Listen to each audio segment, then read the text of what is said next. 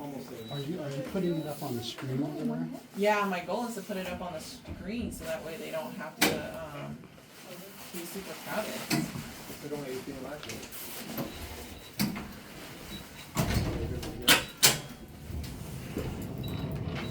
So the first view we're gonna do is pelvis, AP pelvis. Okay. While we're still working on that.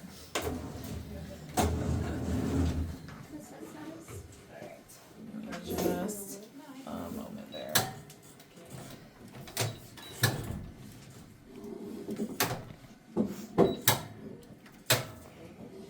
Okay, so AP pelvis, 40-inch SID, 14 by 17 plate. It is going to go into the table bucky. It will be crosswise on the patient.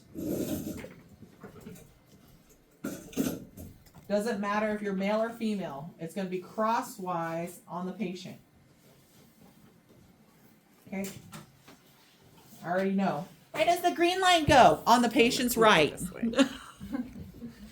Okay?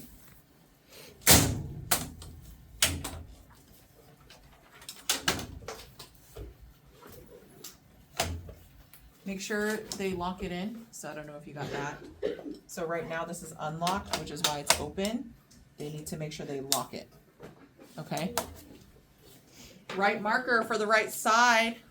Right marker for the right side. Patient's right. Okay? It's going to be on the bottom corner. On the plate.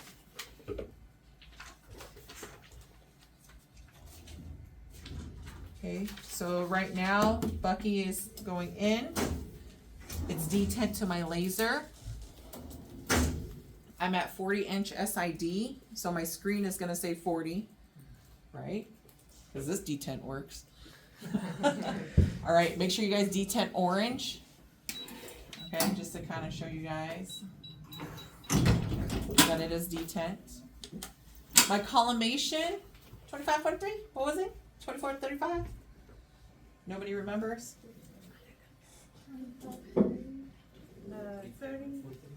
35, 43? 35, 43? Okay. Collimation knob, 35, 43. Crosswise on the patient. Okay? Done?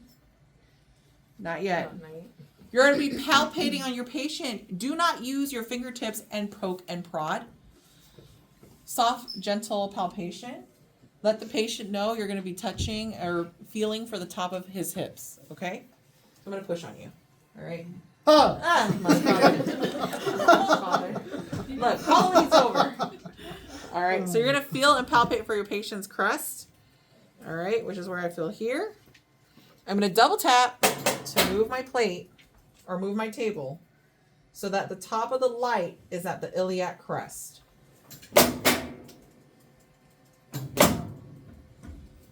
Okay. Top of light, top of image receptor is at the iliac crest. Okay. Mid-sagittal plane, right down the middle through the pelvis. Position of the feet is important, right? As you guys will learn in your lecture material, our femurs are angled. Okay, our medial condyle is a little longer than our lateral condyles. So we're going to turn the patient's feet a little bit, pigeon toe, so that we can get those femurs, those femoral necks in profile. Okay?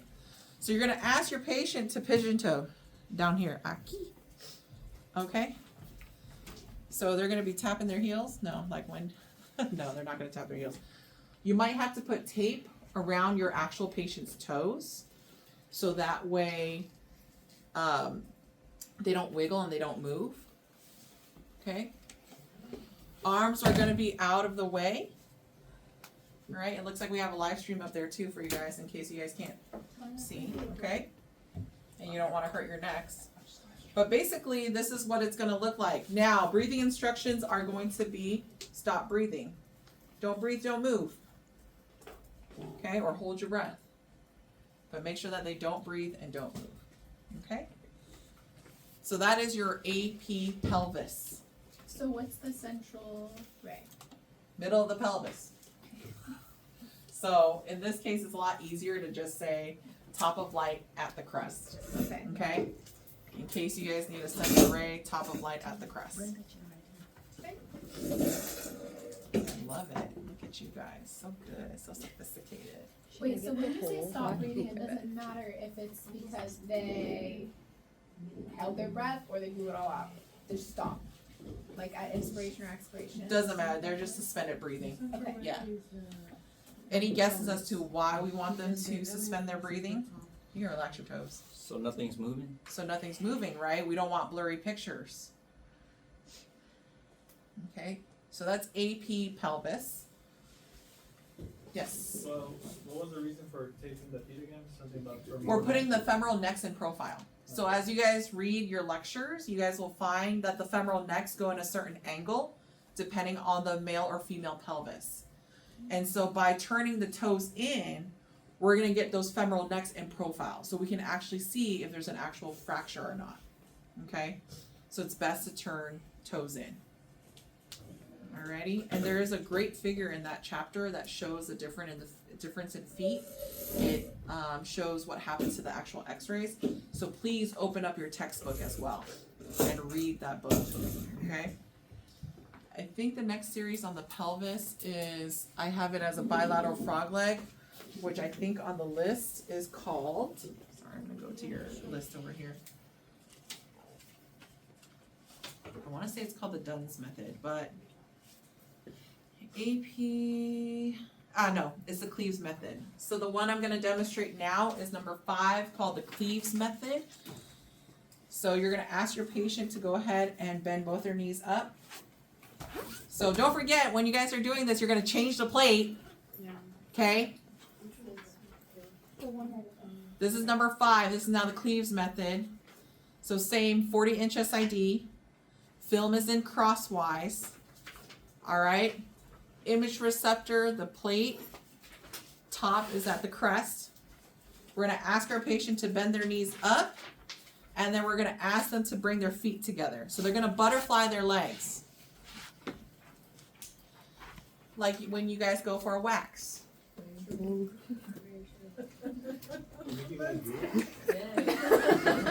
In case you don't know, they also do men. For men as well. Yes. European Wax Center does it now? Yes, they do. How about it? Okay.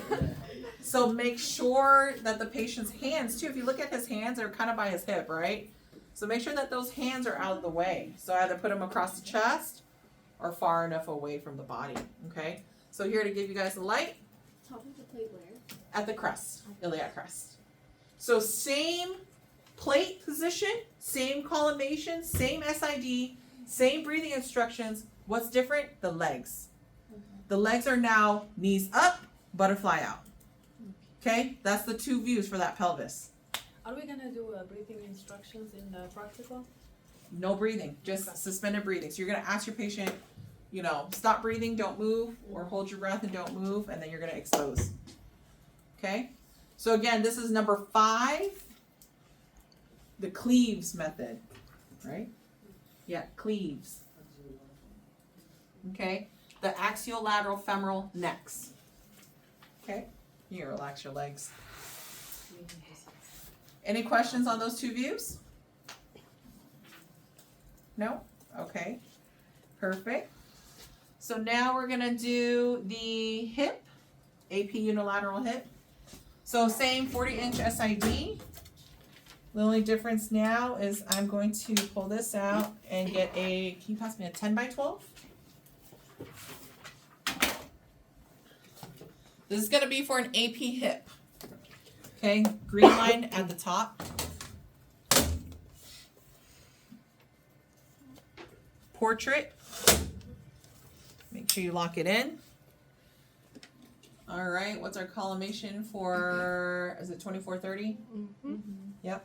Okay. Marker. Bottom of the plate. Going in. All right.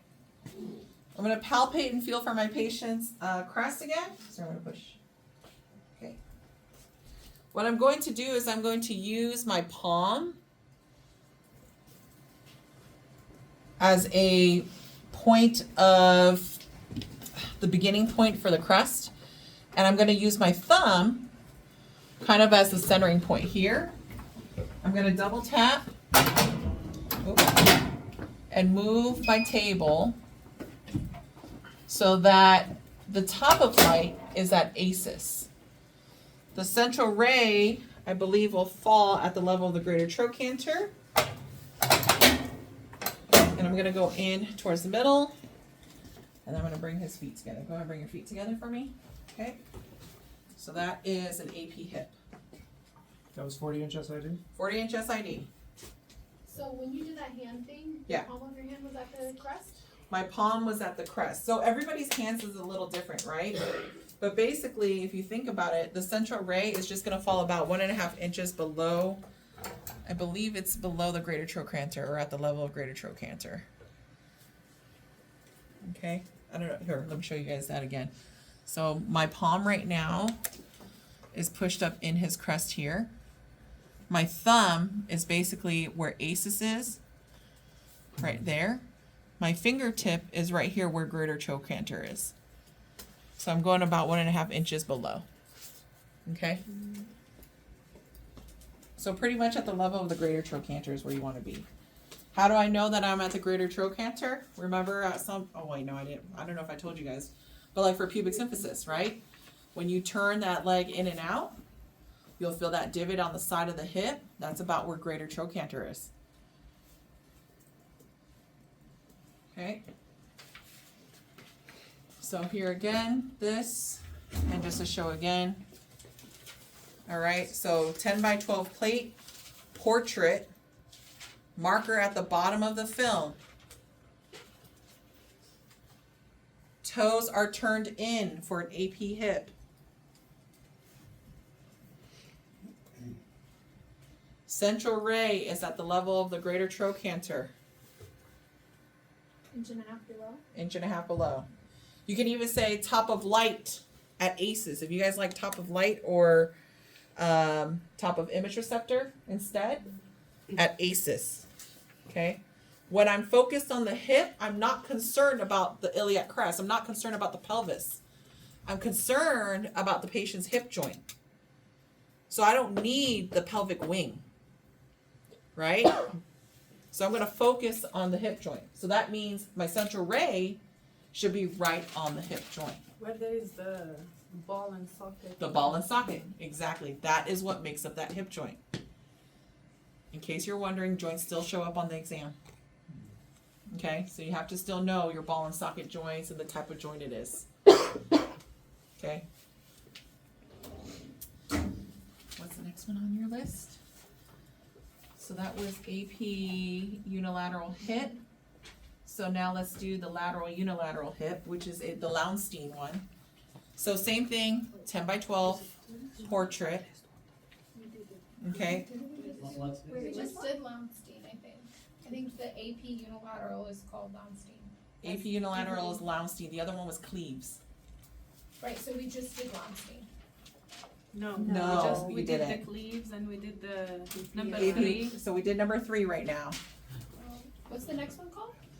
The next one is called number 4, the lateral unilateral hip, the Lowenstein method.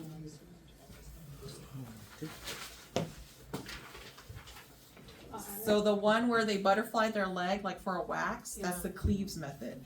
Okay. Lateral unilateral.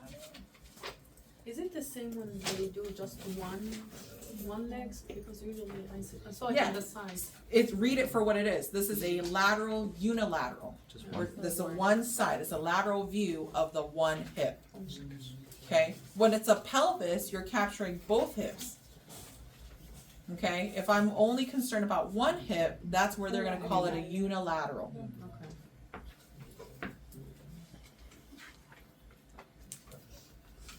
Okay. Got it. So can I move to the Lowenstein now? Okay. So for the Lowenstein method, 40-inch SID, 10 by 12 plate, same exact thing, right?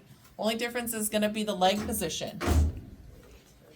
I can hear you, all your heads going, oh, this is great. This is going to be easy for the practical. No? Okay, never mind. I'm putting it out there that you guys are thinking it's easy. Okay? All right, so you're going to ask your patient, especially on the right hip, either or, right? You're going to ask your patient, go ahead and bend your right knee for me, lift it all the way up, and then you're going to let it fall all the way to the side. Okay?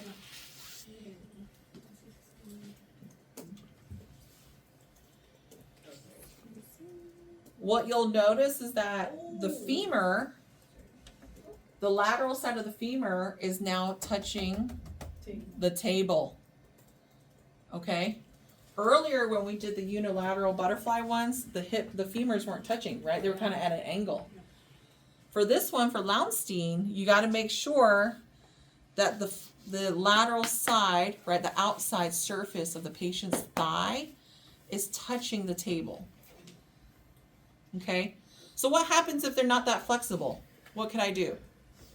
Angle. Angle the patient. So I'd offer the patient a positioning sponge, a triangle, right? And I would ask my patient, can you go ahead and turn towards me a little bit? I'm going to put this behind you. Go ahead and relax back. All right? Now by doing that, it changes things, right? So I'm going to have to adjust again. So just to give you another perspective here. Okay?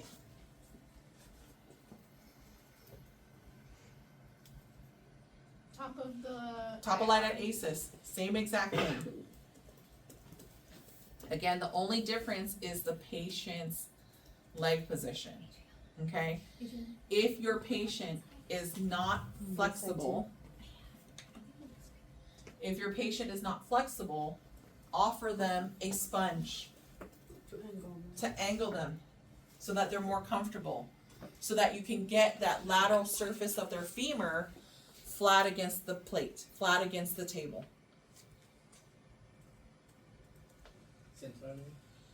Center raise through the hip joint. Okay? So the best way to palpate, if anything, is I'm going to feel for the patient's ACES, which is the front. So literally, if you're wearing your pants, usually where your pants sit, that's where your ACES is, where your waistband is, right? Normally our waistband is high. Males especially, they like to wear their belts and stuff low, right? So right where, it's right before they fall off their butt, where the belt is where ACES is. Okay? Maybe not all males, but I'm just saying, culturally. All right? Okay.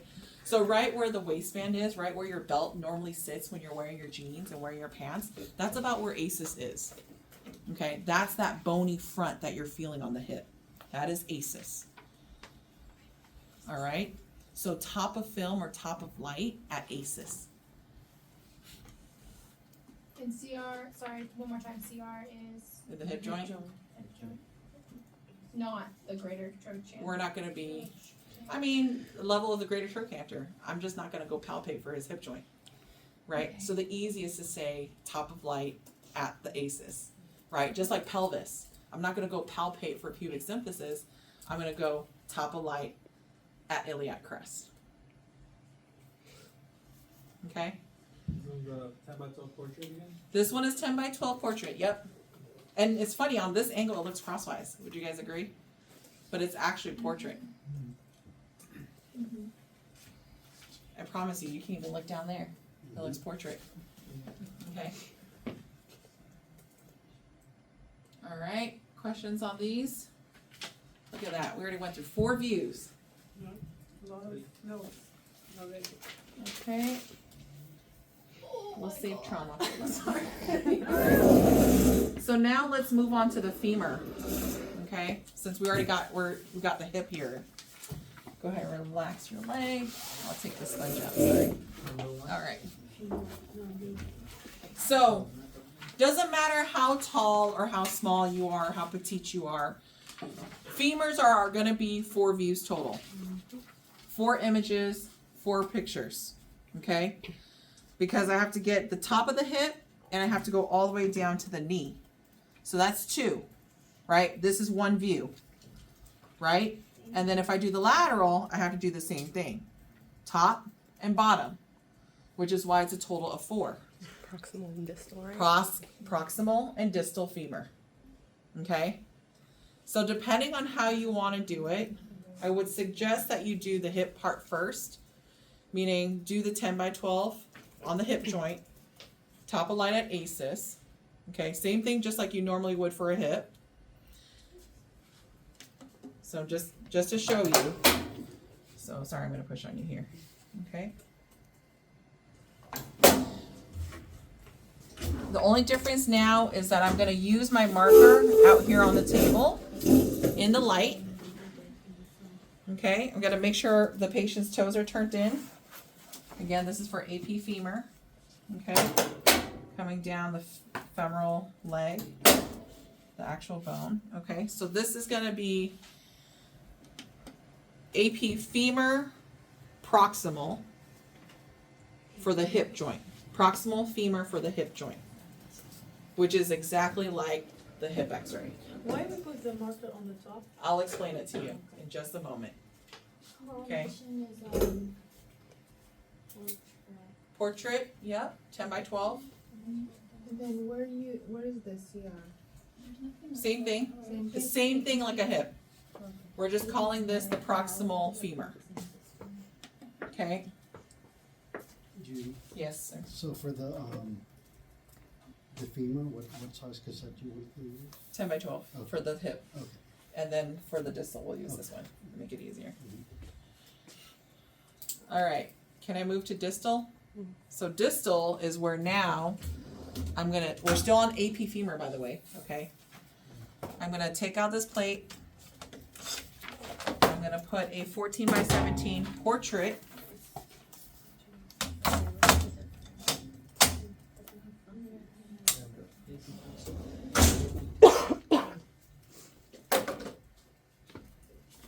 So let me open my collimation first. 3543 portrait. Okay. Where the marker was at the bottom of that 10 by 12 earlier. Right? So now I'm going to use that in addition to making sure that I have the femur here. I'm using it as my landmark to make sure that there was overlap. That I have now completely imaged and covered the entire femur bone. Smart. Genius. Okay? So for distal femur, bottom of image receptor, about maybe a half an inch, 1 inch below the actual femoral condyles. Okay, so maybe the best way is if you feel for the knee, that's where I'm putting, where the kneecap is, the tip of the kneecap. You guys read about the apex already? There's the apex and the base and the patella. So the apex is where you're going to put the bottom of the light. You're like, I think I opened my book, but I was out celebrating on Halloween. Can't tell you. Okay, and again, I didn't move the marker. I left that marker from the first AP view on the table. I left it there on purpose, right? To make sure that when I do the distal portion, I have about a 1 inch overlap, at least a 1 inch overlap, to make sure that I have covered the femur in its entirety. So we always gonna do, this is like a routine. This is a routine femur right now. Yeah. Yes, routine femur. So this is an AP femur. Those two views, those two projections make up one AP femur. Okay, so now we're gonna do lateral.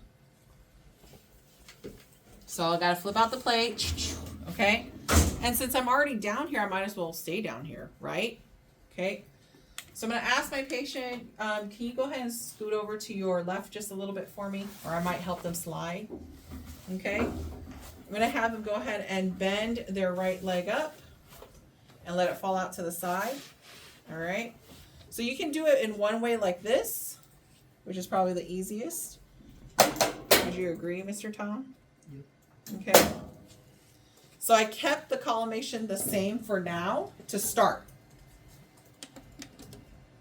What I will do is then I will close in, not on the 43, but on the 35 side. And turn it so that way there's about 2 inches on either side. Okay? You'll notice again, I'm putting the marker on the table. Now it's at the top. Okay? Let me just make sure I get past that knee. All right, because I got to make sure I get those condyles of the femur.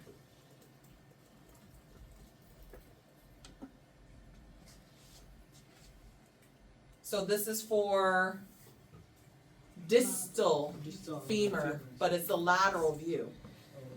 This is a lateral femur now.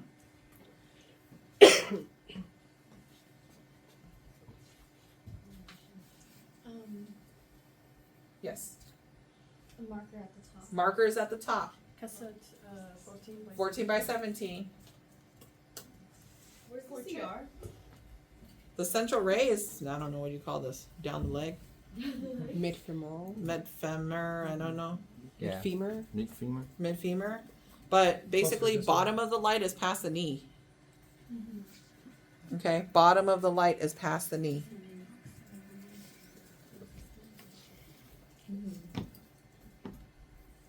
So just like the frog leg hip.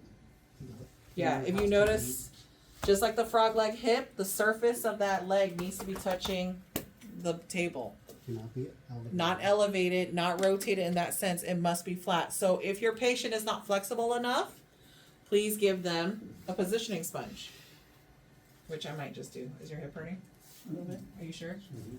Okay. So would that be touching enough? Probably is. It's close enough. In a real world, I would give him a little bit more. Yeah. But he's comfortable, so I'm going with This it. is what AP Lateral distal. This is not AP. This is a lateral view. Lateral femur. distal So you would use a positioning sponge to like make it full, like a true lateral, or Let me show you what happens when I give him a positioning sponge. Go sponge ahead and the turn body. slightly. Okay, go ahead and come back. Okay. Does it bring his leg closer to the table? Yeah. Yeah. okay. So that's why we do a positioning sponge. So sorry, I'm gonna adjust you because. Yeah, there you go.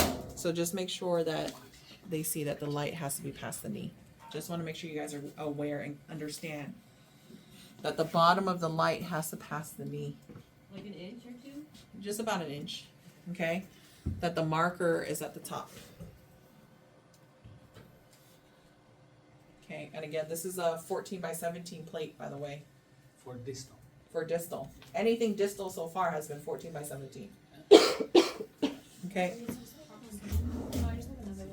so now I'm gonna change this out. And you'll notice that in every single one that I've done, I have not touched my bucky. Right? The only thing I've done was float the table because I was already detent.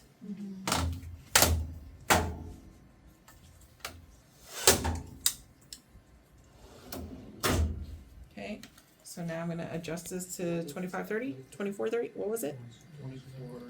2430, portrait. So where my marker was, again, I'm just confirming for overlap. Okay, but I'm gonna do the same thing. Sorry, I'm gonna push on your hip here. I'm feeling for ACES. That's about where my light is gonna be. The central ray is literally going down his femur. Okay, proximal lateral. this is a lateral AP. femur, Oh, lateral. the proximal. Yeah. 10 by 12, we go back to 10 by 12. Yeah, just like doing the lateral hip. And let's see. And did you see the procedure? I went top, down, up. Why that? Like, why didn't we got this one? Why didn't we go top, down, top, down? Mhm. Because you have to keep changing the collimation. Uh, Think smarter. No, before right? Work we smarter. go to the distal one, we could finish up the lateral and the AP, right? Like we did the before we did the AP proximal AP 10 femur. by 12, yep. Yes, and we should. Then we went down and did a 14 by 17. But instead of like changing the bigger cassette, like we could do like the lateral one. No, Because you'll, you're gonna use that marker. you're gonna Oh. still use the marker. Proximal Oh, like AP? yeah, that's Yeah. why we need to change it. That's why you have to change it. Okay. Yep. And then you'll see that, yeah, the marker is still there. I Yeah. haven't touched it. Yeah. Yeah. And then we're going from top, bottom up. Okay? We're not going top, bottom, right? Because the collimation sizes are so different. So we're gonna have to work a little smarter here. We're gonna go 10 by 12, 14 by 17, 14 by 17, 10 by 12. Right? We're minimizing the amount of turning knobs and steps. Does that make sense? Yeah. Okay? Questions on femur? The center right for this one is the top aces. The Top of light at aces. Yeah. Okay. Main thing in terms of this central light or this central ray is it's going down the femur bone. Going down the middle of the thigh. Oh, you turn your collimation box. Yeah. Okay, going down the thigh. So make sure that you guys are paying attention. Besides this central ray that you guys like to line up with the bucky, there's this horizontal or longitudinal line that also needs to go down the femur itself. Okay? So if I'm doing this to medial, I'm going to get more pelvis than the actual femur. Right? If I do this, I'm too far. I have too much light out here, not enough on the inside. I'm going to clip the hip joint. Okay? So it's important that you guys find the perfect medium where it goes down the patient's femur. And that may require you to go from the top and to the bottom to make sure it's actually down the patient's leg.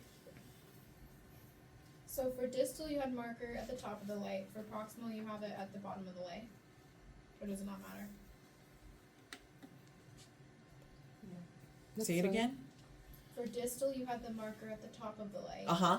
I see for proximal, it's at the bottom of the Correct, because we leave it as a landmark to make sure we have enough overlap. leg. Okay. Yeah. And the cassette orientation is portrait? It's all portrait. Okay. And then the size?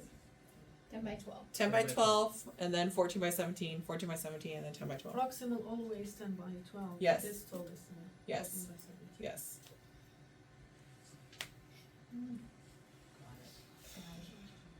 Cool? All right, so the last one on your pelvis hip is your cross table lateral hip. Because we have trauma patients, right? People fall out of their bed for whatever reason. So I'm going to take this out. Sorry. Relax. You're like, but there's a cross table lateral. There's always some sort of a trauma. Always. What is this? Cross table, lateral hip. Your last one on the very bottom of that list, I think it says trauma, something.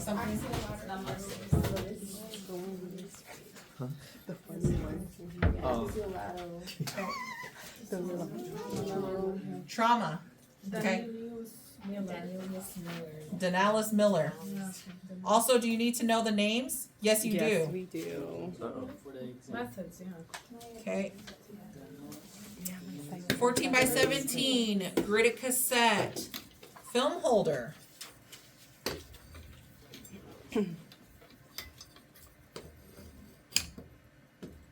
Patient is going to be on a pad. Top of plate at the patient's iliac crest. Okay, so you gotta palpate for my patient's crest. All right, top of light at the crest. In this case, this is gonna be the patient's left hip.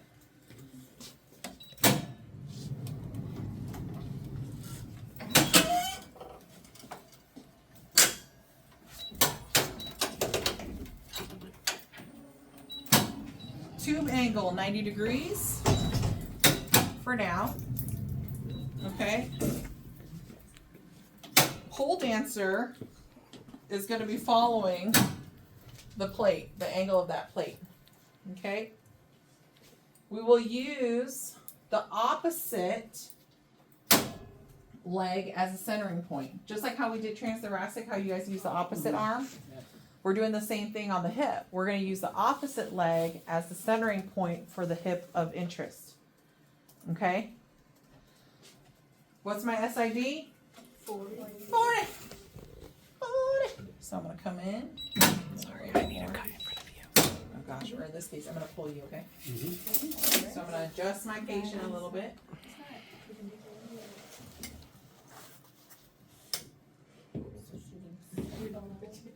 Okay, you're like, I don't want this one.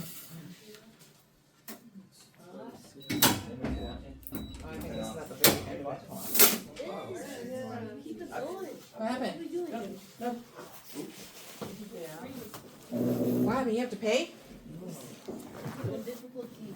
Oh, okay. That's fine. Take your time. No rush. We thankfully have another recorder over here too. And it seems like you guys can all hear me okay, right? Okay. It's fine. Is the tube angled like towards his head?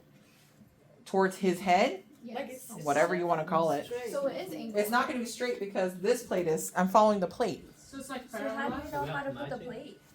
So basically the way I like to describe it is my angle of the plate or my angle of the tube is going to follow his bikini line.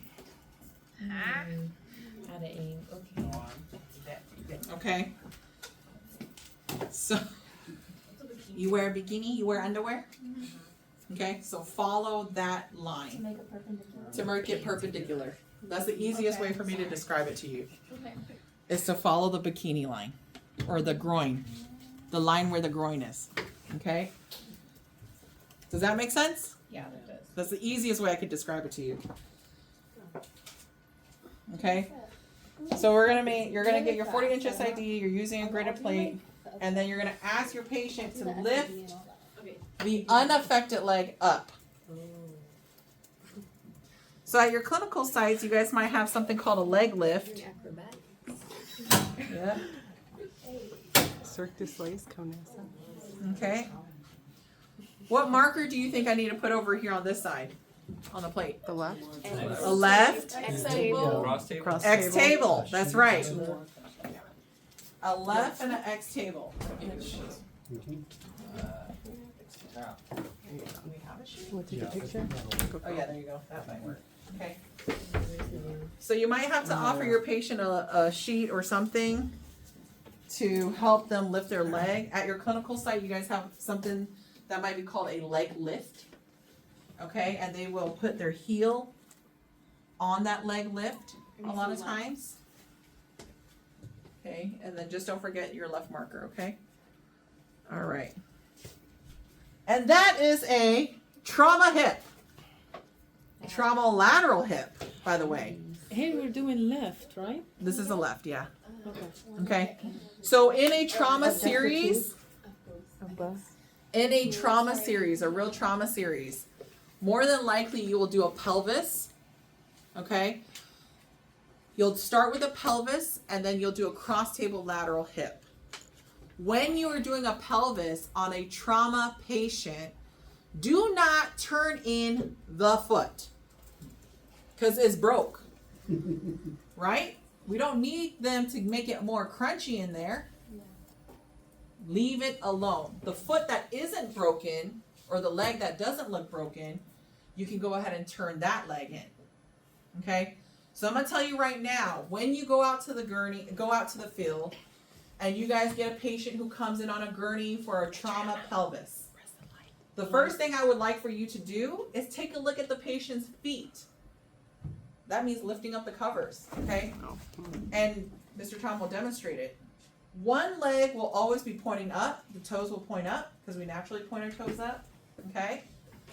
Or somewhat off to an angle, but it will never be completely out to the side. When that foot is lame and out on the side, more than likely they have a broken hip. That's a universal sign. Okay? Think about it. When you guys lay on a table, your legs aren't turned out like that, right? And when your hip is actually broken, that means you have no strength. You can't really put it together. Okay?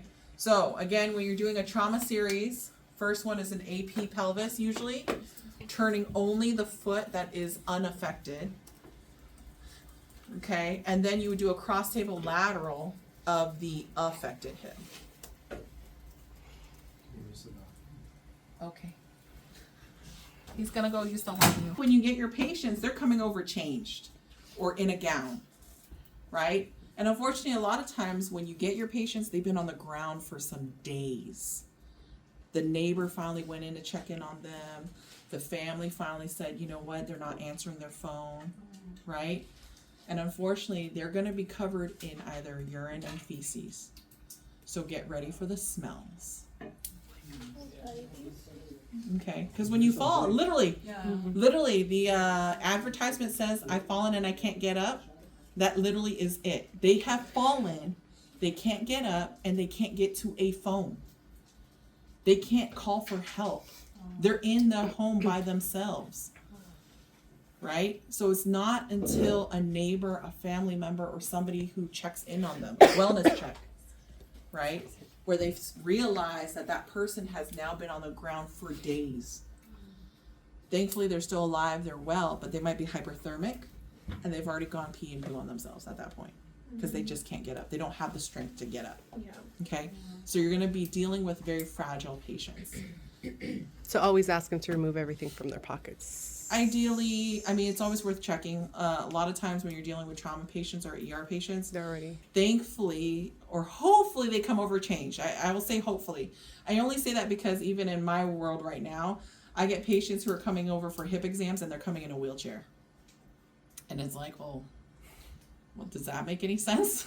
Because they're bending at the part that hurts, right? So ideally they should be coming over flat in a gurney and with a hover mat or an air pal underneath them so that we can slide them over and do their exam appropriately, okay? Or they can save all of our backs and just send them over to CT.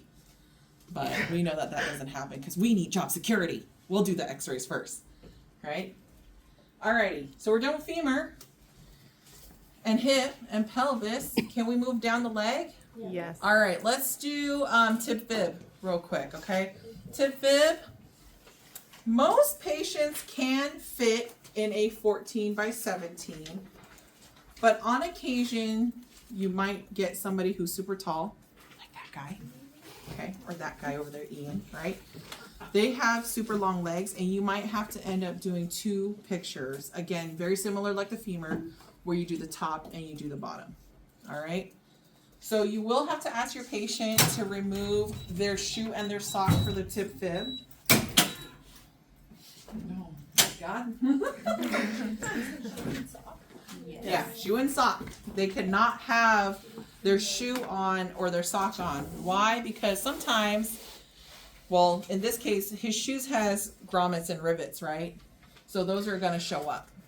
And for tib fib, it's a long bone. I need to make sure I capture both joints. So I got to get the knee joint and the ankle joint, okay? Like the forearm, right? And just like what we did in the femur, we got the knee joint and the hip joint, okay? So for tib fib, we're going to ask our patient to lift their leg up. Okay, I'm assuming he's going to fit. So I'm going to go kitty corner. Go ahead and relax your leg down for me. All right.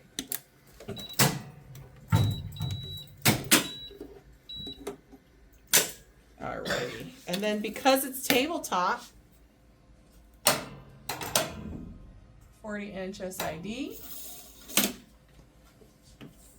Okay, I might adjust it. Sorry, I'm going to lift you up a little bit. There you go.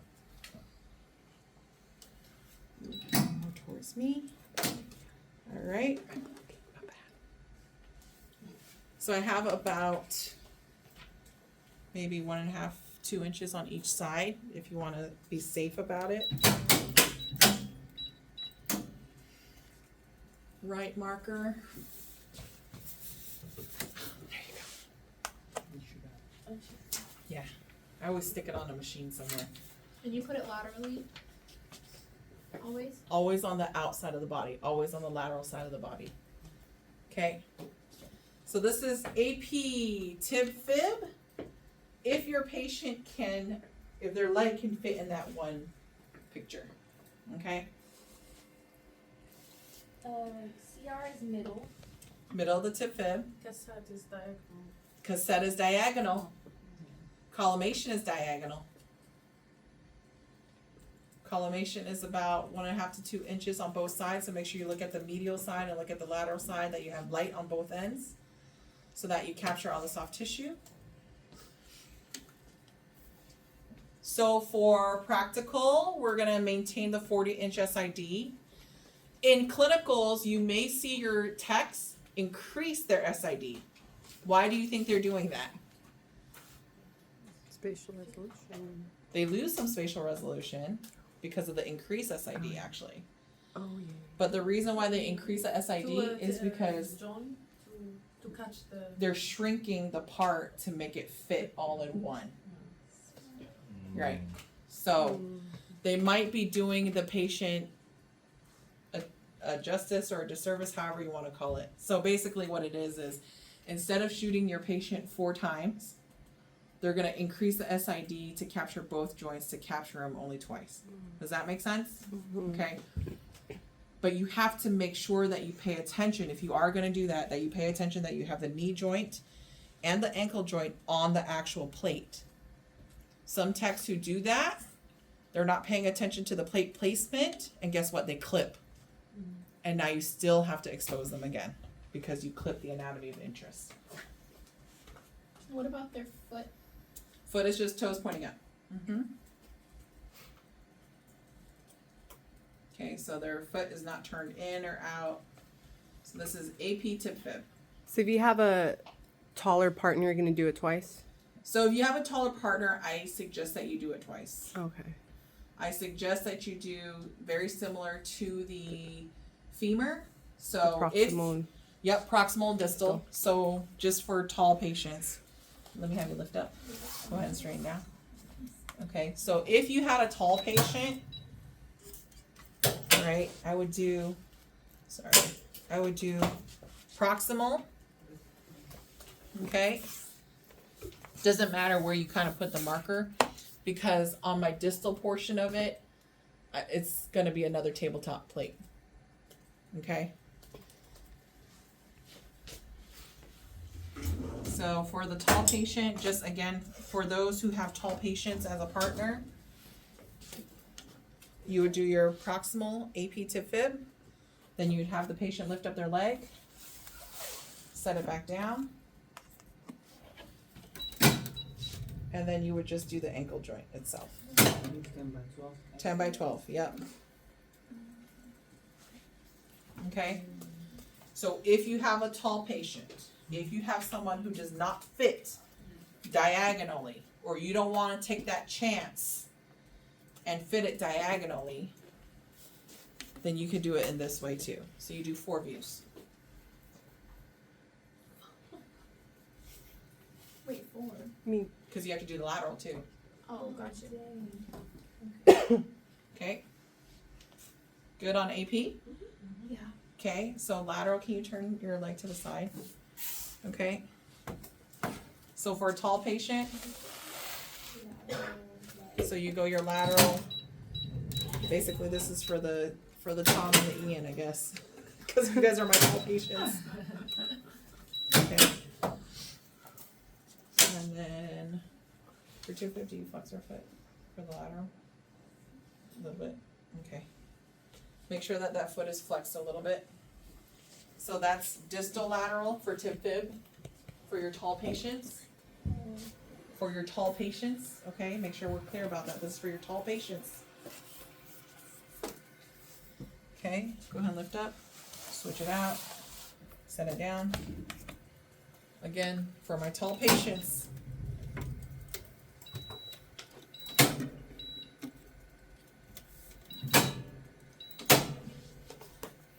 Lift up. So are the techs at your clinical site wondering why you guys are always centering on the central part of the plate yet? Yeah. Are they going like, why are you guys doing that? Why aren't you guys just like putting it wherever on the plate? Yeah. Huh? Yeah, you're like, I just need to practice for my school. Okay, so make sure you guys pay attention to light outside and light inside, so behind the calf. All right? So make sure you record that part, that there's light behind the calf. Okay?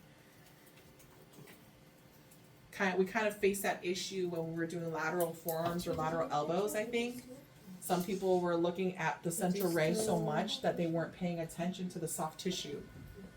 Okay, soft tissue is very much a part of the whole x-ray as well.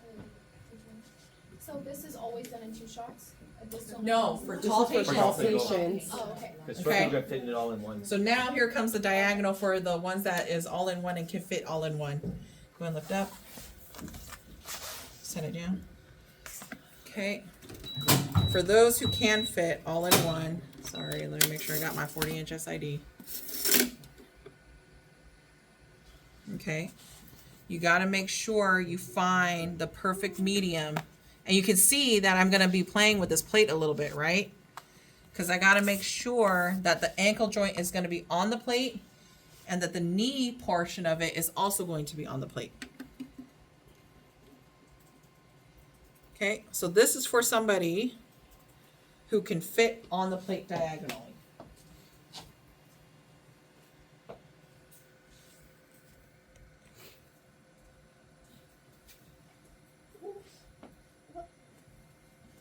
Good? Tip fib? Muy bien? Is there like a specific amount of light above the knee and below the ankle? About half an inch, if anything. Okay. Yeah. And then again, for central ray for your tip fib, it's just right down the middle of the leg, okay? Okay. We don't do obliques in. There's no oblique tip fib. What happened? Okay. Yeah. I Oh, see look, you it. turned crosswise. You're rotated. I see it on Your mine. thing is What? Oh wait. How did Oh. you turn crosswise? Yeah, I do. I You have see it back now? Yeah, it's on my Nice. thing. Should I quickly Oh, save it? interesting. Yes. Okay. What? That's weird. Oh wait, she has. Now it's in the right orientation. Okay. You have it? Mm. Okay. Any questions so far on tip fib? Good? All right, moving on to knee. Knee. Because we all have knee problems. It's those 2000s clubbers. 2000s club? 2000 club. Don't worry, the youngins will be there soon. Those of you who are turning 25, it's over. No, I'm just kidding. It's all downhill from It's there. all downhill from 25 Literally. or 30. You wake up I one think day and your every- back starts hurting. Just about every decade, it seems like. Okay, so for knee, we're gonna do it with tabletop. Okay, so for knees, just so you guys know, you can do it tabletop or table bucky. Table bucky is ideal for patients who are of larger habitus. Okay, you guys will read that in your lectures. You'll also find that when we're doing knees, it does request for tube angle depending on the patient's width of their hip. So the more hippier they are, the more you have to angle, either towards the feet or towards the head. So please make sure you read that chapter to understand when you're going to angle your tube cephalic or cauded. Cephalic towards the head, cauded towards the feet, okay? And again, it depends on the patient's width in their hip, right? If they're more hippier, their legs tend to slope down because they have more gadunk. Yeah? If they're flatter, that means it's just skin and bone. So it's the opposite direction. All right? And then if they're just right, it's just 90 degrees straight down. 0. For practical, we're just right. Everybody is just right. Okay? We're going to go with 0 degrees down. Okay? 10 by 12. Okay. Go ahead and set your leg down. I'm going to feel for your kneecap.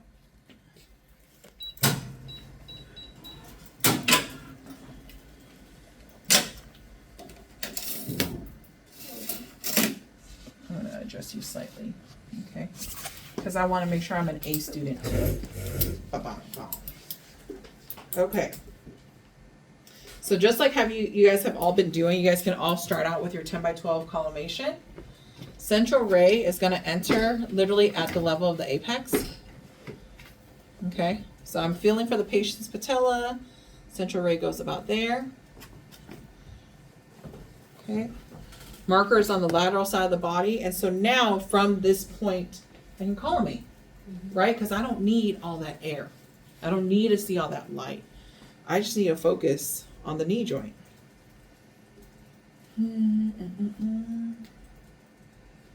So this is probably 24. So this is 24, and this side is 30.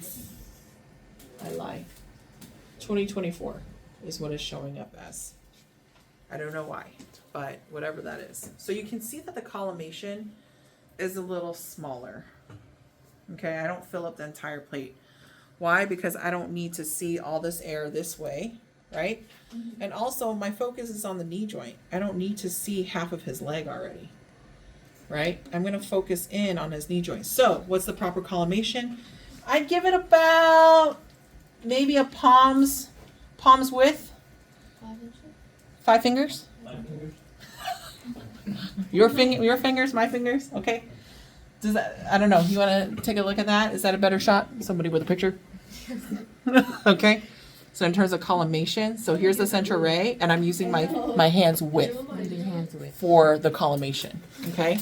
It's about 4 or 5 inches. 4 to 5 Alright. inches. So your palm's width, I don't know. And 4 the to 5 light inches. on the sides is like 2 inches? Lights on the side is 2 inches, I guess it's okay? 4.5. Yeah. Why don't you make it even? Just say 5. 5. It's 5 inches. Just 5. 5 inches. So 5 above and below the central ray. Okay? That's inches? Yeah. Yeah, it's about 5. So if you want to say, 5 inches? 5. Yeah, 5 inches. Yeah, like 4.5. okay. So whatever your palms, oh my God, I can't imagine all the Janessa. She's going to be like 3 inches. Sorry.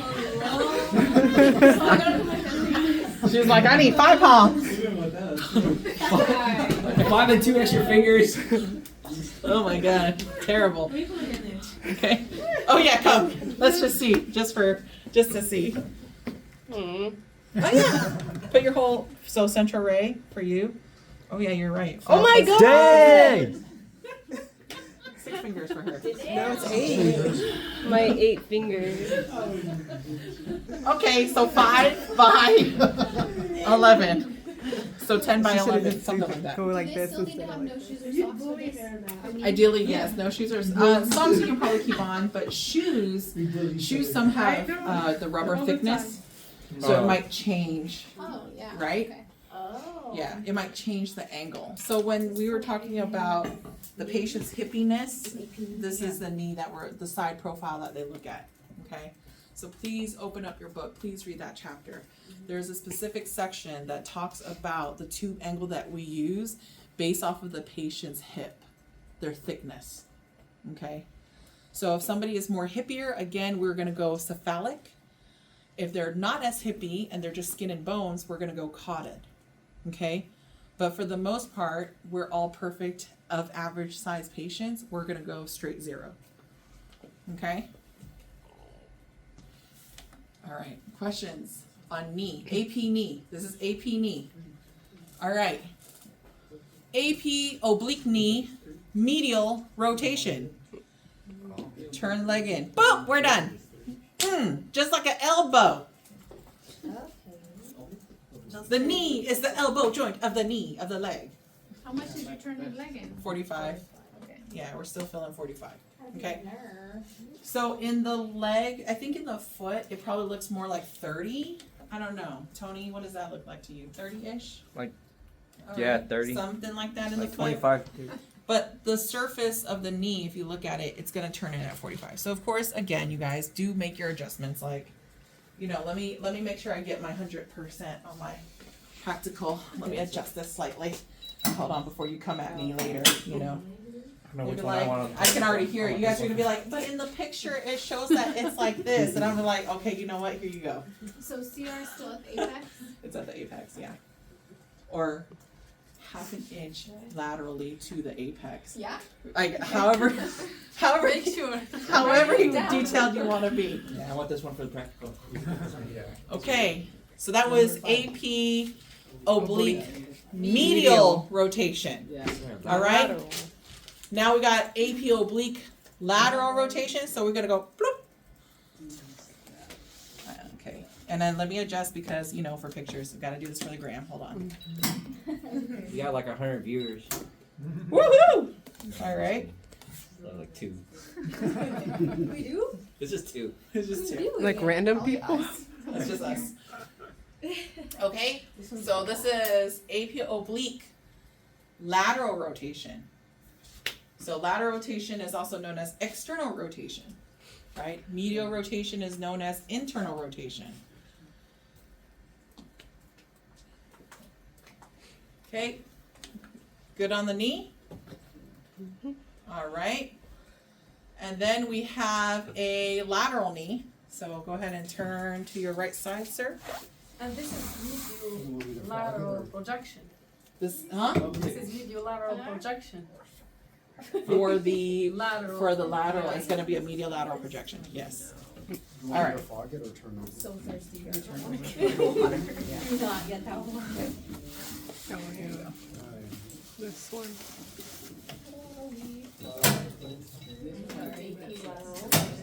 It's cool. We'll stay late and practice another day. Y'all better show them. Hey, is it number 7, Kenza? Shoot. Kenza, is it number 7 this one? Is it 6? You can practice at This home. is knee lateral. Knee lateral now. Here we go. I'm not just right anymore.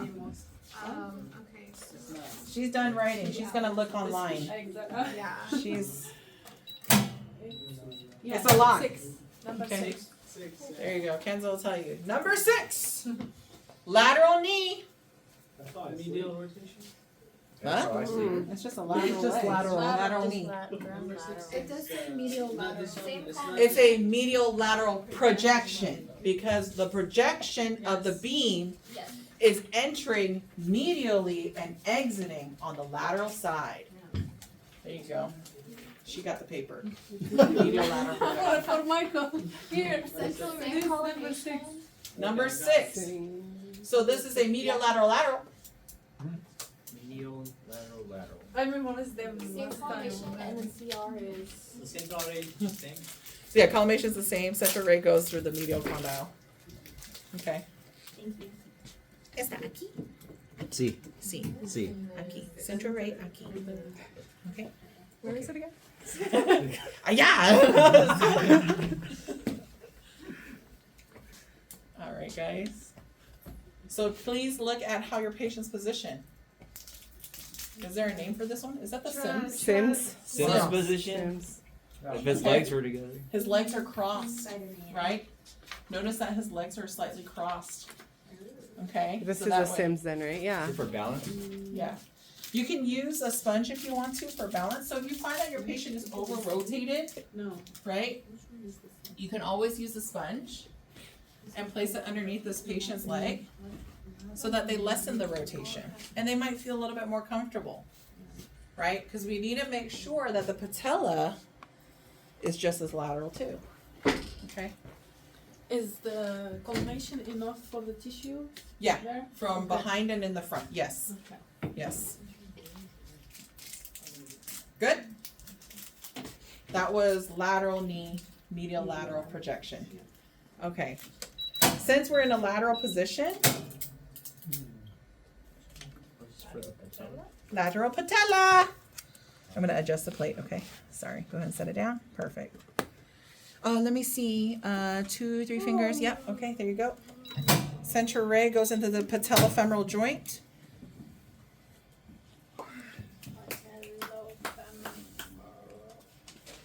Okay, this is a lateral patella. Lateral patella. El número 10? Yes. 10. What would you call that collimation?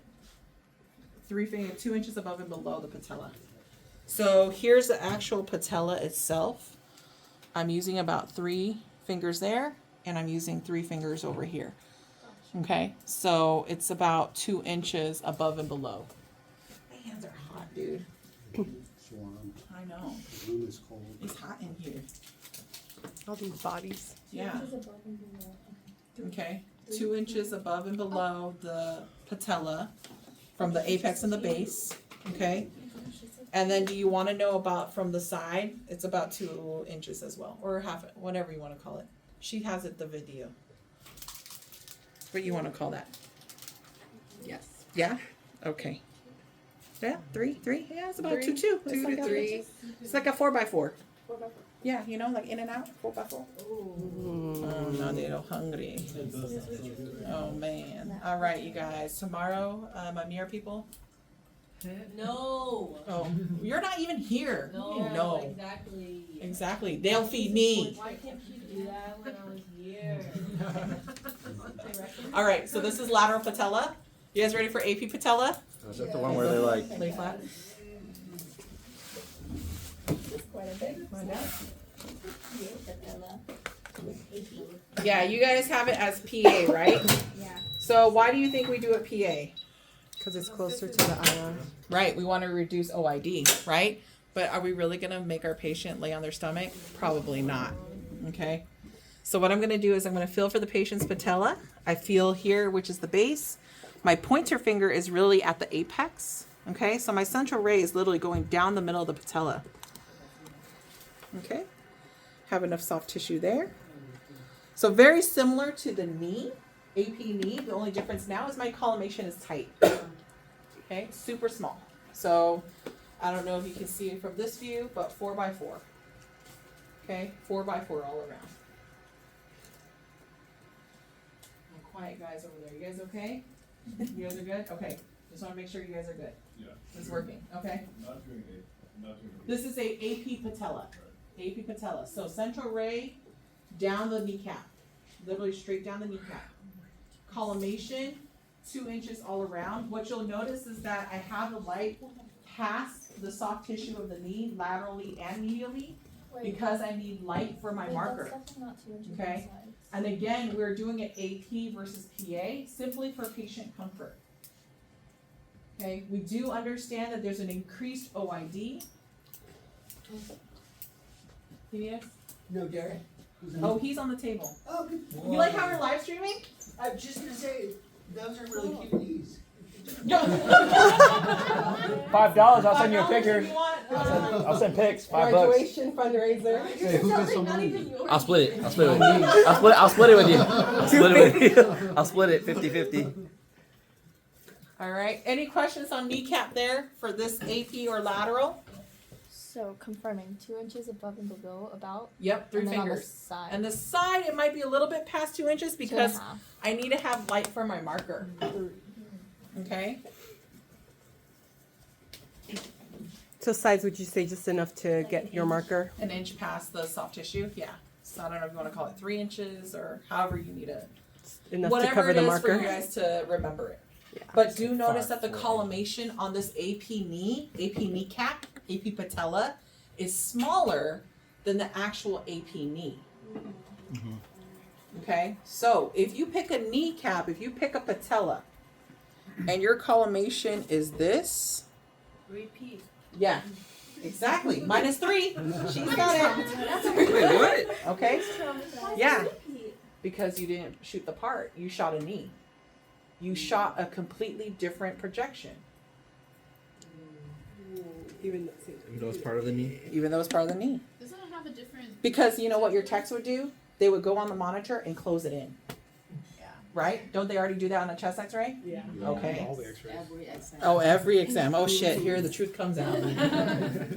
Okay, so we practice collimation here, guys. So my thing, and I do it to my old school techs too, I even tell them.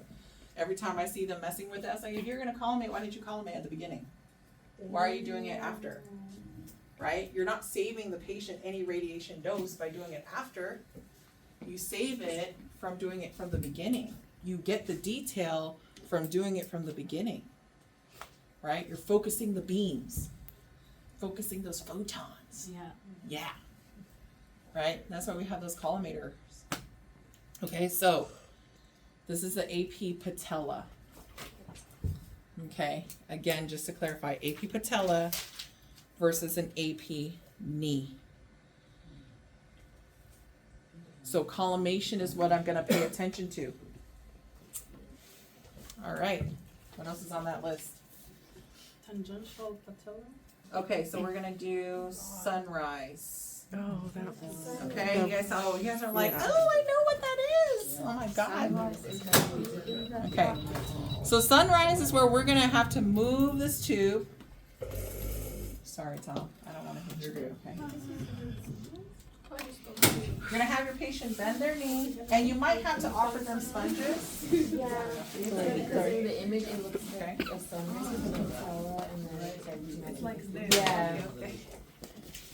We did a lot of those. Yeah. All right. Check a lot. There's a sunrise. Is there a sunset? Yeah, there's a sunrise and a sunset. There is such things. This is considered the sunrise. Oh, there's a sunset. There's a sunset. It's called merchant. So sunset is merchant. It's the opposite direction. And they're specifically, technically supposed to be on a merchant board with a 45-degree angle of the bend. So, I'm going to adjust you Am I closewise? Okay. So in this case, I'm putting the film crosswise for ease. Okay, for him to be able to hold it. It's easier to hold something wider versus something more narrow. Okay. And just So I'm gonna adjust you slightly this way over here. The tube just angled at whatever angle is. Right, so traditionally you guys should be angling the tube to whatever direction the bend of the knee is, right? But for practicals, let's pick a number. What should we do? 110. You wanna do 110 again? You guys like that 110, huh? 110. Yes. Let me see, what's 110? Okay, I like your 110s. All right, let's go with 110. 110. 110, so somebody write that down? For practical, 110 degrees, cephalic, okay, towards the head, towards the ceiling, towards that corner, What about SAD?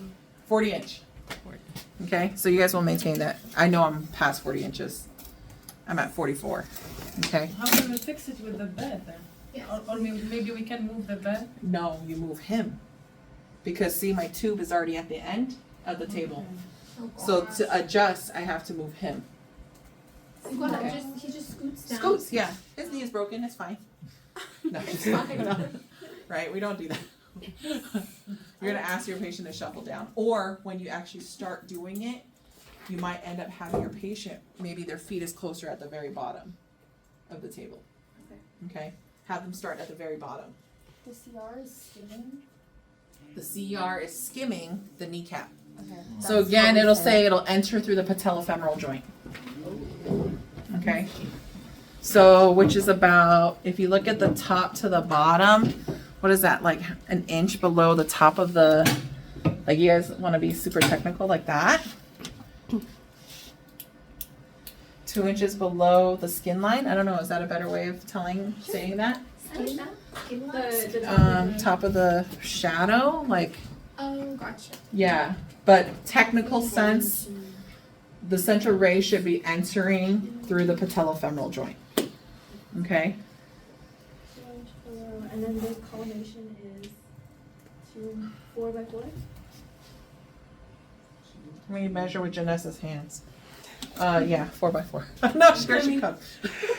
I need to know this for me. Wait, this way? Yeah, it must be your entire palm. No, I think it's 3. 3 fingers, so 2 inches all around. This way is 4. 2 inches all around. Okay? 2 inches all 2 inches all around. There's not 2 inches on the sides on the plate. In Janessa's hand, there was 2 inches on the side. It looks very tiny on the sides. Yeah. The thing is, you got to remember there's OID. There's distance too. What's that, y'all? Is that 2 inches? Actually, Sure. is that 2 inches? Right, 3 fingers. Yeah. Look at the monitor up there too. You can see up there. Yeah, you see? It's about 2 inches from that way, and then Yeah, we're not worried about this part. It's like Yeah. really where the patella is. yeah.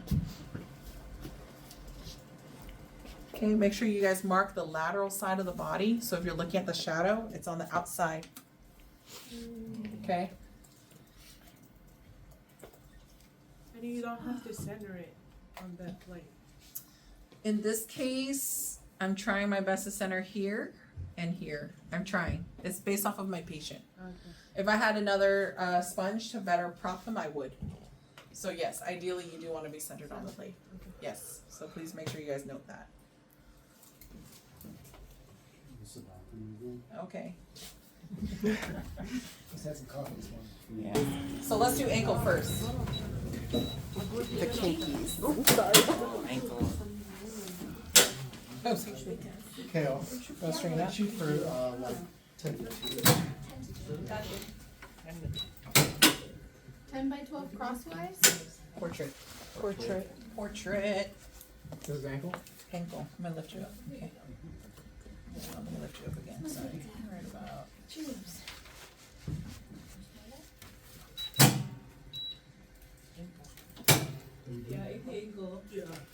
Okay. Toes are flexed back.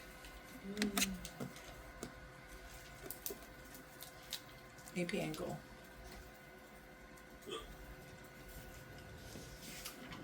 CR is Ankle joint. So sometimes your patients might be aggressive with their flex. You don't want You don't want them over flexed. Oh. So just slightly like that. Yeah, straight up. Did you see how if they overflex it, it's covering up the ankle joint? Yeah, code on the way. Not yet. I think we're gonna get to those, yes. Ankle joint, central ray, ankle joint. And looks like 5 inches above and below that? Pretty much, yeah, because I don't need more of the tip fit. Okay. Okay. Yeah, portrait. Yes. Okay, oblique. That's it there. So you're gonna turn your patient's ankle slightly medial, about that much. You'll notice that it's not a full 45. Okay?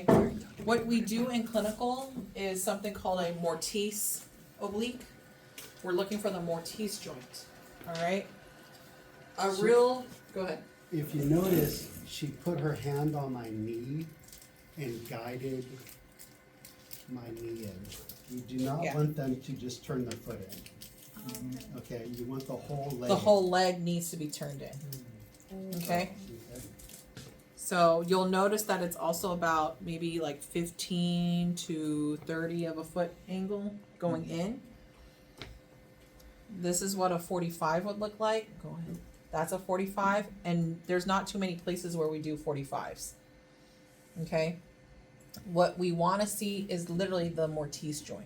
So it's a slight angle, slight rotation going in. This is a medial rotation, yes. So But it's we're still gonna flexed?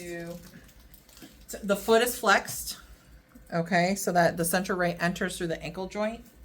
And again, it's for the Mortise. So please read that lecture on the Mortise. There's a distinct difference between your 45 oblique and then the Mortise oblique. Okay. All right, lateral ankle.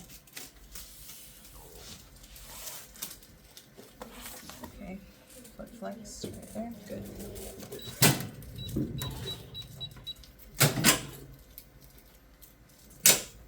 Sorry, I gotta make sure I get an A, hold on, I don't wanna repeat. Lateral ankle. So sometimes I like to look at it as collimation, like, you guys ever wear crew socks? That's about how high it goes. Okay, And central ray? ankle joint. Okay, but, so at the level of the ankle joint, and then here it's still going down the middle of the tib fib.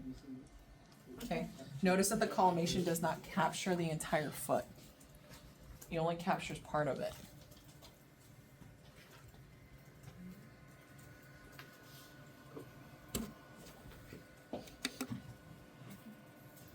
Okay, good on that part? So since you're already there, I'm gonna move to calcaneus. Calcaneus is the heel bone. So I lift up from you real quick, sorry. Okay, calcaneus. It's a pretty long bone. Now, let's say if you guys open it 4x4, I wouldn't be mad at you, okay? But you gotta make sure that the central ray is at the calcaneus. Okay, Is 8 feet? this is a lateral calcaneus. So collimation is like ankle socks. Ankle socks, no-show socks, whatever you want to call it. Millennial socks. Yeah, Foot is still flexed. foot is still flexed. Okay, 40 inches ID. AP axial calcaneus. Go ahead and extend your foot. Okay, Is that plantar dorsal? plantar dorsal. Tube angle. Not the two, right? I think the sheet is right behind you too. So,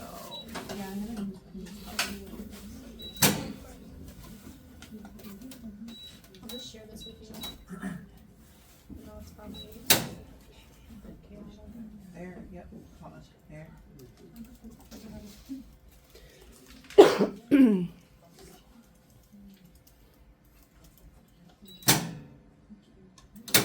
Okay, I think I'm gonna go with 30. Hold on, let's see. Oh, this is at the very end.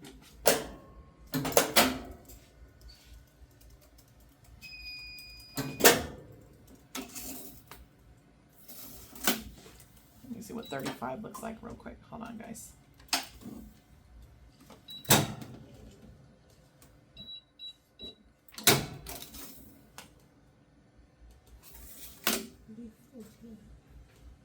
I think, I want to say your book probably says 40, but I could be wrong.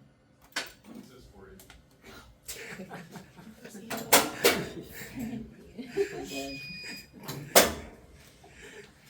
So let's see, 40. Yeah, that's actually probably better. Okay, so let's go 40 inch SID, 40 degree tube angle. Okay, so 40 degree tube angle, 40 inch SID, markers on the lateral side of the body. Central ray is supposed to enter at the calcaneal talar joint or talar calcaneal joint. Literally, if you think about it, just kind of like right at the bottom of the metatarsal down here, you guys should be able to palpate your fifth tuberosity on your metatarsal. Okay. Repeat one more time? Yeah.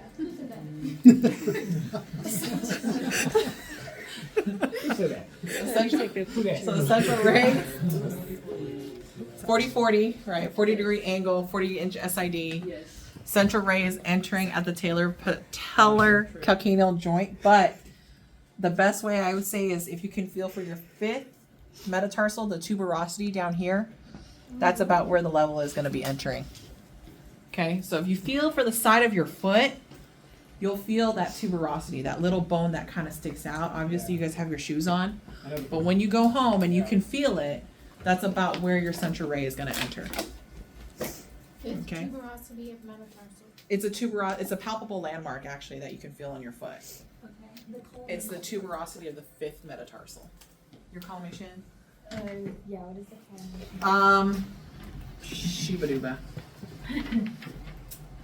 Well, it's 1 inch on the sides or 2 inches on the sides this way to get the marker. And then this way, it's not 10 by 12, right? Like I don't need his foot. If that makes sense. I don't need his toes. My focus is on the calcaneus. So if I'm looking at the skin line, just like I did for the patella, right? I'd probably just give it about 1.5 inches or 1 inch past that. Okay. Make sure your patient has a sheet, something to help flex the foot back. It opens up that joint. Okay. Notice that he has this sheet holding his foot back. Is it okay if you get a little bit of the sheet in the way? Yes, that's fine, because my focus is going to be on calcaneus and the joint. Okay. Okay.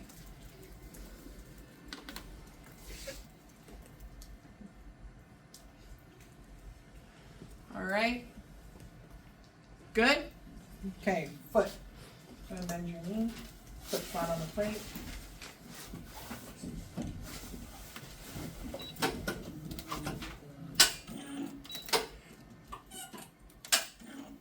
Zero. I want to say the book says 5 degrees tube angle for an AP foot. 5 or 10, so that's what you're gonna say.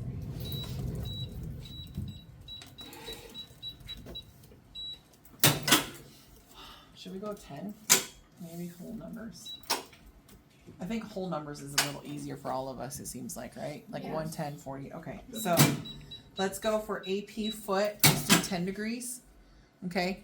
In your textbook, tube angle varies based off of the patient's like arch for the most part. But I want to say the book does say like 5 to 10. I could be wrong, but you'll have to double check. Okay. So the goal is to capture the entire foot. So very similar to the hand, right? Where we're following like Like you guys follow the third knuckle, right? In this case, you're just going right down to the base of the between the second and third metatarsal. Okay, which is typically about where the arch or where the top of the foot is. Okay.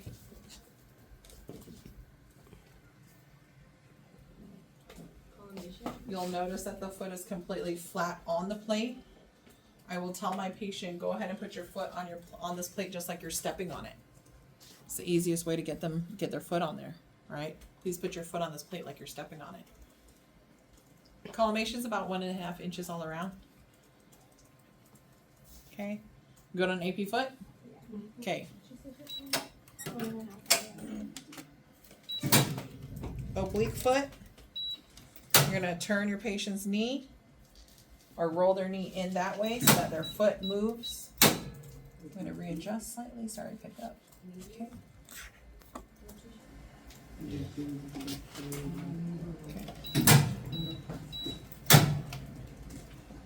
So again, you'll find that the central ray enters at about the base of the third metatarsal again. Collimation is about 1 inch all around. Sorry, here we go. 40-inch SID. If my patient has a bigger foot, meaning they wear a size 13, what size plate am I going to use? 14 by 17. 14 by 17. Okay. If I would say that as long as your patient has a foot that's less than size 10, they should be able to fit in a 10 by 12. Okay. If their feet is bigger than a size 10, you need to go 14 by 17. And then you're going to collimate 1 inch all around. Okay. On occasion, you might see techs do the kitty corner. They'll go diagonally to capture everything all in one. That's totally fine at clinicals. But for here, let's keep it easy. Okay. If the foot is a little bigger, pull the 14 by 17. Okay. And for an oblique foot, the foot is angled, but the tube is 0. Just want to make sure that that's clear. On the AP foot, the angle was 10. The foot was flat.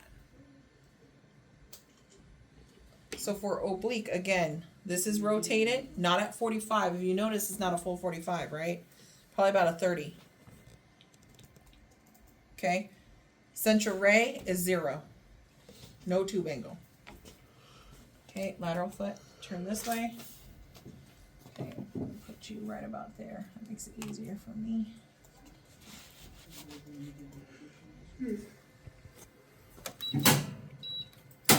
Okay. Try your best to make it as centered as possible there. There you go. Okay. Be mindful and make sure you guys pay attention to the toes. Okay. Make sure you capture all the toes. So if his foot is too far out, what happens? Repeat. Yeah, clipped, right? Clipped anatomy. We need to make sure we find that balance between having enough light past the toe and having enough light past the heel. Are you like kind of just opened up to the plate for this one? For his foot size, I'm open to the plate when it comes down to the heel and toe length.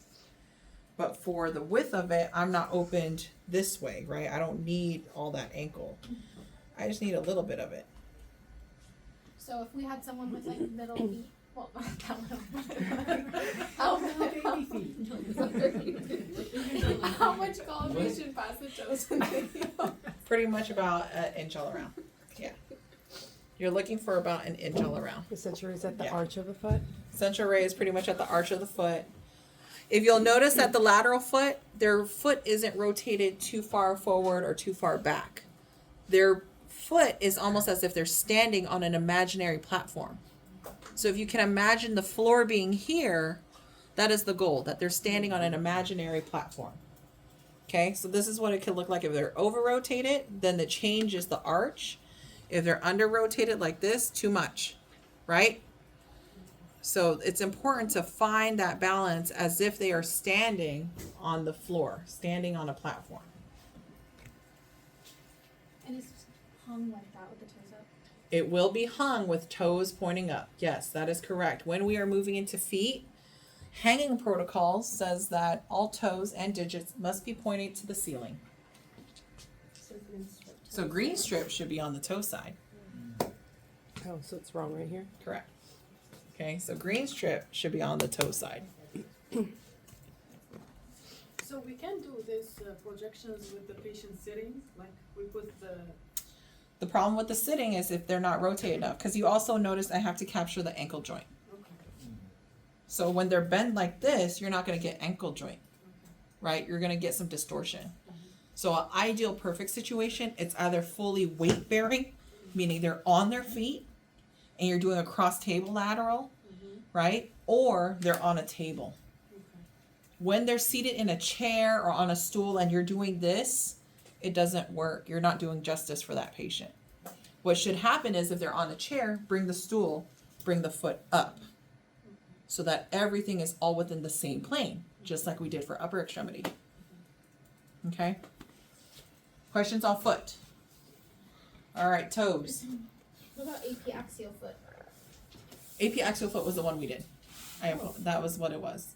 What? So with a 10 degree tube angle, that was AP axial foot. Oh, what about AP foot?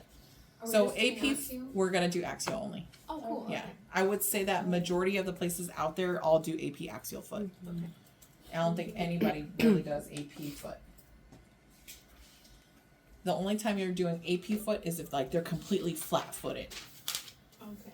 Yeah, but most people have an arch.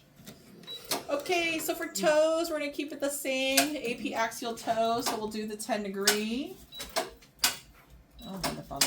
There you go. Okay. Okay. I'm not gonna adjust the plate, but you guys already know, just like you would for the digits. Okay. You would collimate to just the toe of interest. So if it's big toe, and where you enter your central ray, I call it the toe cleavage. So your central ray will enter at the level of the toe cleavage. Makes sense. But in the middle of the toe of interest. right? Correct. So if this is first digit, okay, I'm gonna lift you up, set it down. This is second digit.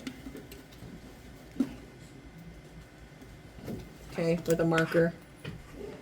I'm just gonna go in this direction. Okay. Second digit, you got it? Okay. Third digit.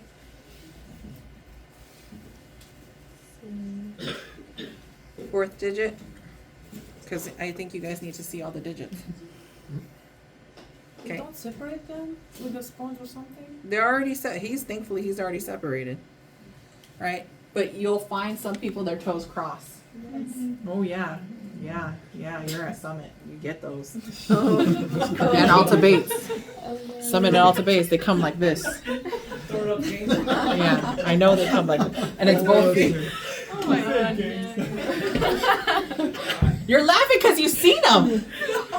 You've seen them already. And if not, your toes are probably going to do that too. Okay? Keep wearing them So heels. what if our patient for practical has toes like that? We're just interested in that toe of interest. So even if they cross, that's fine. Just put your central ray on that toe of interest. Okay? I don't know. All right. So for his toes, he's already separated. That's why I don't need to put extra sponges or anything. Okay? And this is, again, AP axial toes. Okay? So now we're going to do oblique toes. Very similar to the foot. 0 degrees. We're going to angle the foot. Okay? This is fifth digit. What you'll notice is what's oblique is actually now more PA on his toe. Would you agree? Mm-hmm. Yeah? Kind of like that thumb, huh? Yeah. Okay? Oblique fourth digit. Tube angle. No tube angle, 0. Okay? Oblique third digit. Oblique second digit.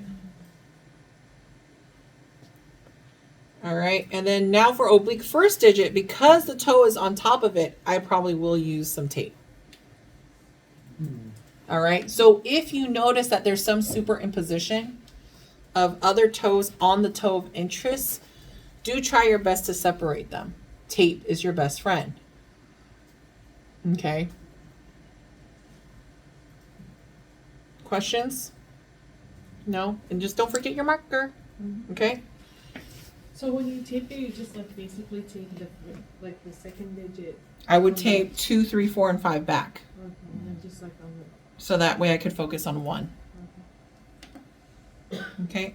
And there's no AP toes, just AP axial, just like with AP, Blake? yep, exactly. I think it says AP or AP axial on that line. Okay. So we're just going to do AP axial. Okay. Lateral toes. This is the fun one. So thankfully the all central ray goes about in the same spot, right? The only difference now is that you will have to separate toes. Sorry, I'm going to find your comfort level. Is that good right there for you? Okay. So I'm just working around my patient because it's about his comfort, right? And making sure that he doesn't move. Okay, so I'm going to use my hand as tape. First digit. Okay, so you guys would use tape and you'd have to tape it all back. How would you do that? You Like tape wrap 2, it 3, around? yep, you wrap it around. Okay. Let me see, is there tape here? Just to demonstration purposes.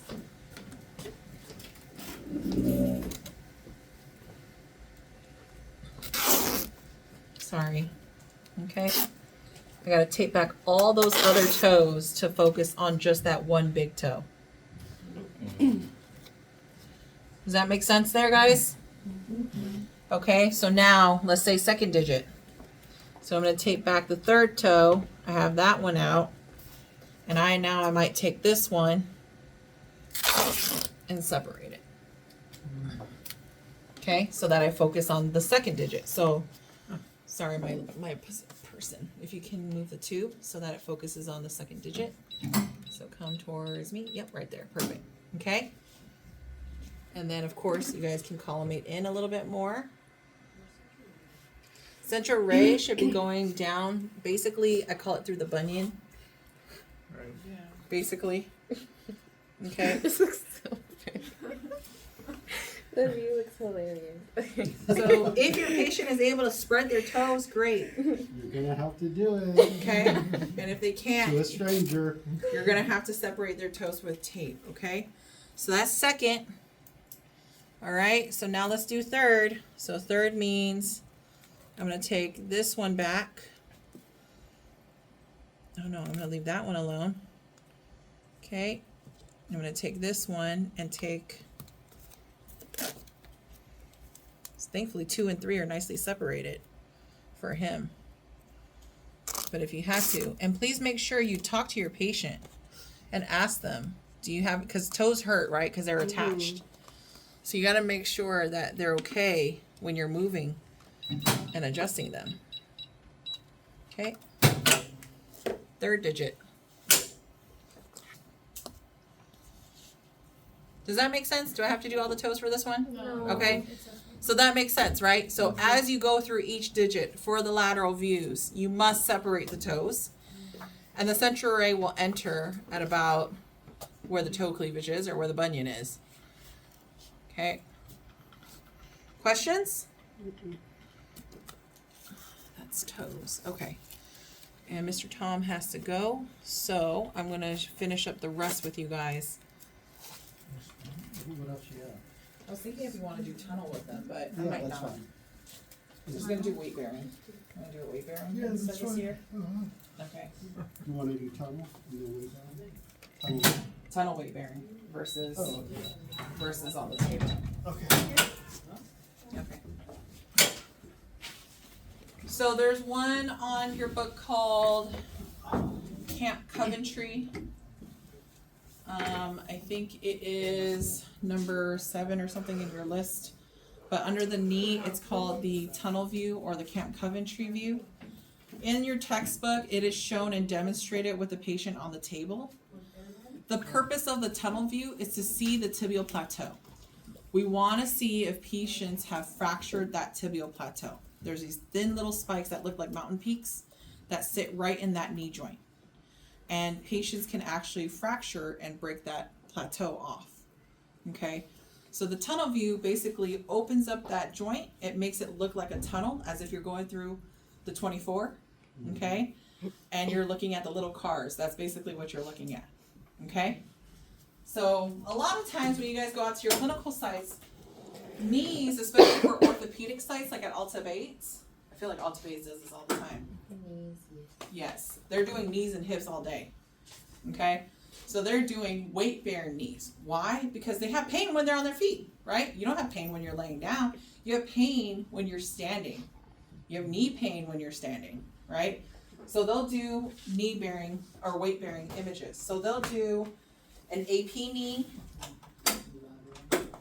usually of both knees, okay? So you'd use a 14 by 17, you'd open up the collimation, so I'll have Mr. Tom stand up there so you guys can see. It's a 40-inch SID.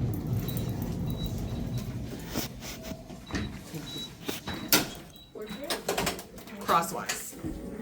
Landscape, is that the word? Yeah. Landscape crosswise. 14 by 17. Yep, 14 by 17. What's your Crosswise. Or landscape. Crosswise or landscape, however you want to tell yourself to remember it. My central ray is going to enter right at the level of the patella, so let me go up a little bit higher. About there. It's going to come down behind you. There you go. Okay, go ahead and stand up. Okay, 35-43. You might have to bring their feet a little closer together, just a little bit, just so that you get both knees in there, okay? You will have to mark both sides because it's bilateral. You have to mark a left and a right. At your clinical site, they will probably also have you mark it weight bearing. You got to identify and let your doctors know that you shot these images with the patient standing. So they will have markers on there digitally that'll say weight bearing or standing. They might even have the exam description saying AP standing. Okay, so make sure that whatever you're imaging, it's the correct description. So now let's do tunnel. So we'll have the patient turn around. Just did this yesterday. That was just the AP weight bearing knee. Oh, that we're not doing. Elevation, focus on this then.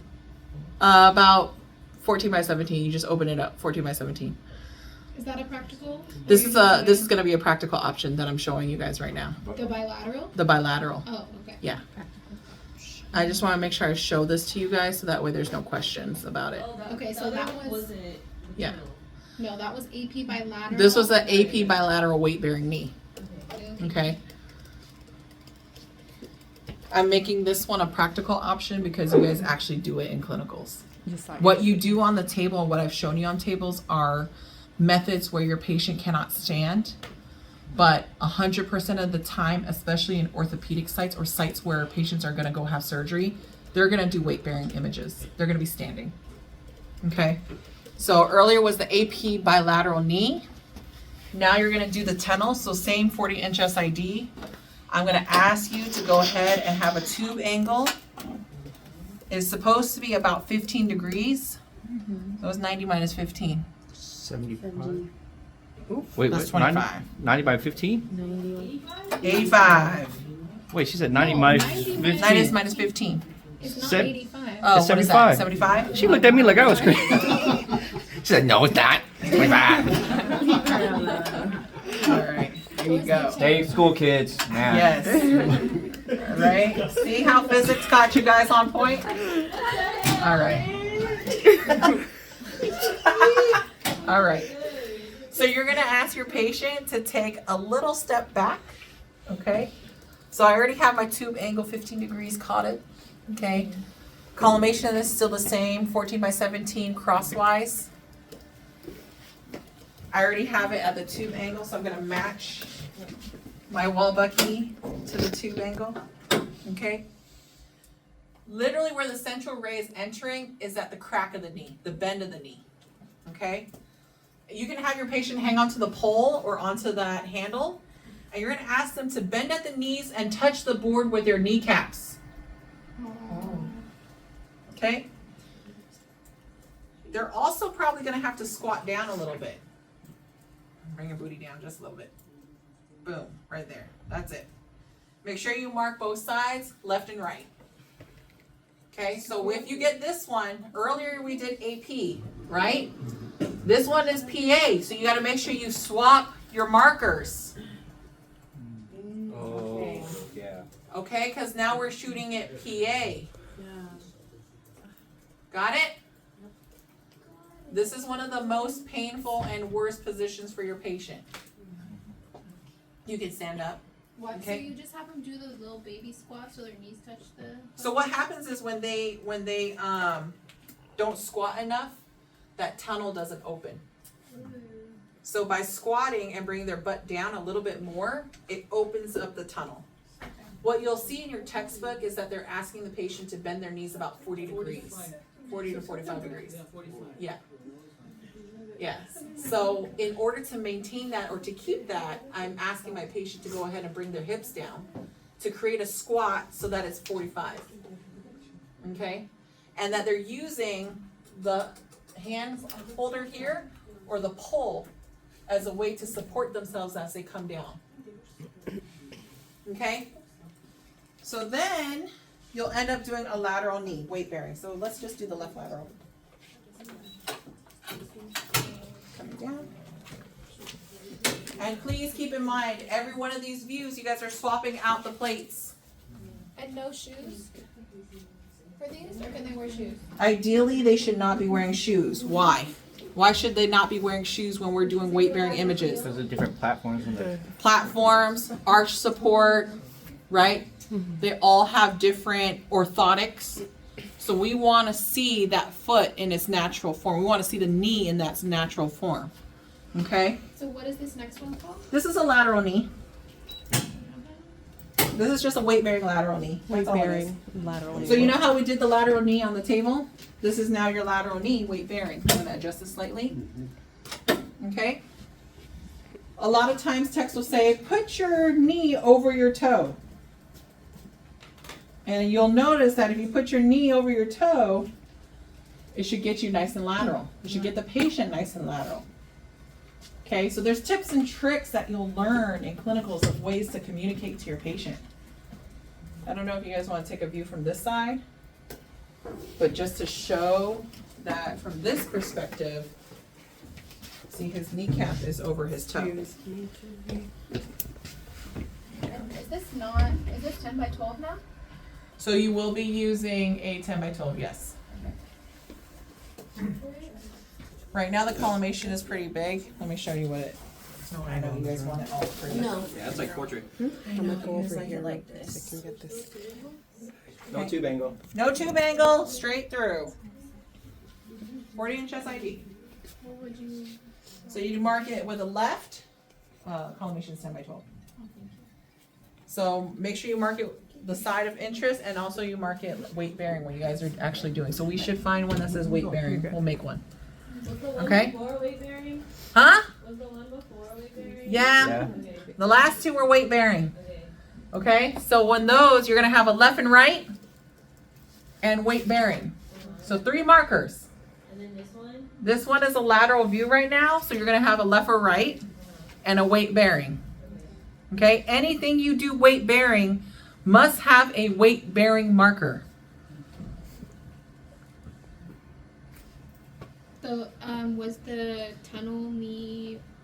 Do we open it up to the full 14 by 17? Yep. So bilateral AP is open to 14 by 17. Bilateral AP, bilateral tunnel view is open 14 by 17 crosswise. Okay. CR is like the apex? On which one? This one? This one's the lateral knee. It's on the medial condyle. Yeah. Medial condyle. Is this one cross? 0 degrees, 40-inch SID. Okay. Hopefully some of you guys are already seeing this at your clinical sites. No. I saw it Not yesterday. yet? Oh, some said I saw it yesterday. Hopefully you guys will see it tomorrow. Yeah. I hope a knee shows up. The weight bearing. I'm gonna put it out there. A knee and a hip is gonna show up. We get those every day, girl. Trauma knee. We said cross Yeah. table I'm gonna knees. post out knee. Oh, good. So should I put cross table knees in the practical then? No. That was just one Damn. time. That was just one time. All together That was one time. It was so hard. I had to put the towel behind it and then the towel in the front. And then I got in trouble because he's like, you kept saying him not to move. He just got out of surgery. He told me. I was like, oh, Yeah, my yeah. bad. Come on, Tony. All right. You guys good with this? Yeah. All right. That's it. That's it? Yeah. I'm not doing anything else. Thank you. Thank you, Mr. Tom. Radiology 2027. Y'all know what it is.